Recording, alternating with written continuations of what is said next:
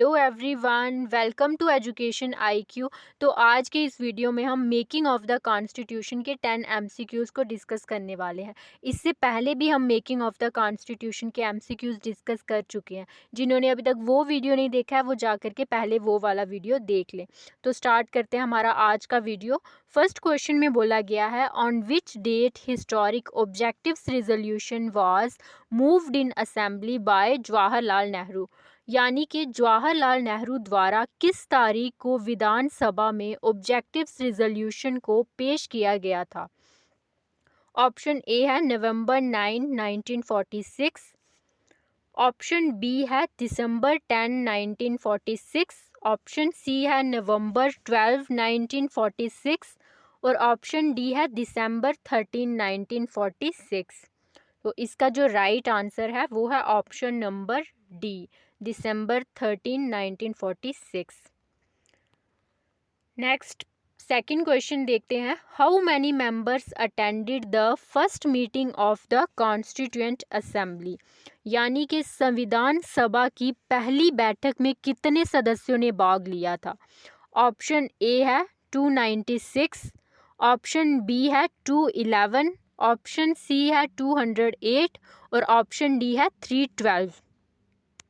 तो आप इसका राइट आंसर मार्क कर लीजिए। इसका जो राइट आंसर है वो है ऑप्शन नंबर बी, यानी कि 211। 211 members attended and Muslim boycotted. Next question जो थर्ड क्वेश्चन है उसमें बोला गया है, on which date historic objectives resolution was adopted by the constituent assembly. यानी कि थर्ड क्वेश्चन में बोला गया है, संविधान सभा द्वारा किस तारीख को ऐतिहासिक ऑब्जेक्टिव्स रिजोल्यूशन को अपनाया गया था। ऑप्शन ए है दिसंबर 13, 1946। ऑप्शन बी है दिसंबर 22, 1946। ऑप्शन सी है जनवरी 12, 1947। और ऑप्शन डी है जनवरी 22, 1947। सो आप इसका राइट आंसर मार्क कर लीजिए। इसका जो राइट आंसर है वो है option number D, January 22, 1947। The constituent assembly adopted the objectives resolution on January 22, 1947। Question number fourth है हमारा, drafting committee had how many members. आप बताना है ड्राफ्टिंग कमेटी में कितने सदस्य थे। ऑप्शन ए है 5। ऑप्शन बी है 7। ऑप्शन सी है 11। और ऑप्शन डी है 13। आप इसका आंसर मार्क कर लीजिए। इसका जो राइट आंसर है वो है ऑप्शन नंबर बी, यानी कि कितने सदस्य थे, 7 सदस्य थे। हमारे डॉक्टर बी.आर. अंबेडकर थे जो कि चेयरमैन थे।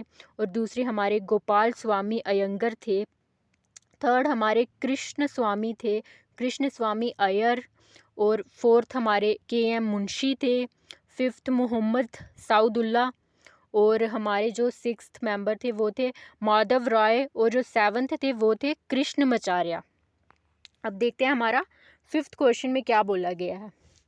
फिफ्थ क्वेश्चन में पूछा है, who gave the statement that the constituent assembly represented only one major community in India. आपको बताना है कि ये स्टेटमेंट किसने दिया था कि संविधान सभा द्वारा भारत में केवल एक प्रमुख समुदाय का प्रतिनिधित्व करती है। ठीक है। ऑप्शन नंबर ए है नज़ीरुद्दीन अहमद। ऑप्शन बी है ग्रेनविल ऑस्टिन। ऑप्शन सी है लॉर्ड विस्काउंट साइमन। और ऑप्शन डी है विंस्टन चर्चिल। सो इसका जो राइट आंसर है वो है, आप मार्क कर लीजिए, ऑप्शन नंबर डी, यानी कि विंस्टन चर्चिल। सिक्स क्वेश्चन में बोला गया है, what was the symbol of the constituent assembly. यानी कि संविधान सभा का चिन्ह क्या था। ऑप्शन ए है लोटस। ऑप्शन बी है राइजिंग सन। ऑप्शन सी है एलिफेंट। और ऑप्शन डी है टाइगर। और जो राइट आंसर है इसका वो है टाइगर, यानी कि ऑप्शन नंबर सॉरी इसका जो राइट आंसर है वो है ऑप्शन नंबर सी, यानी कि एलिफेंट जो था वो हमारा संविधान सभा का चिन्ह था। नेक्स्ट हमारा 7th क्वेश्चन में बोला गया है, on which of the following dates did the constituent assembly of India adopt the national flag, यानी कि निम्नलिखित में से किस तारीख को भारत की संविधान सभा ने राष्ट्रीय ध्वज को अपनाया था। ऑप्शन ए है 22 जनवरी 1950, ऑप्शन बी है 24 जनवरी 1950, ऑप्शन सी है 22 जुलाई 1947 और ऑप्शन डी है 22 जुलाई 1948। आप बताना है इसका right answer. So option number C जो है वो इसका राइट आंसर है, यानी कि 22 जुलाई 1947। हमारा जो 8th क्वेश्चन है उसमें बोला गया है, who among the following were the members of the drafting committee of the constitution, निम्नलिखित में से कौन संविधान की ड्राफ्टिंग कमेटी के सदस्य थे। इससे पहले मैंने आपको 4th क्वेश्चन में ड्राफ्टिंग कमेटी के सभी सदस्यों के नाम बताए थे। आपको बताना है कि इन 4 ऑप्शंस में से कौन थे जो हमारे ड्राफ्टिंग कमेटी के सदस्य थे।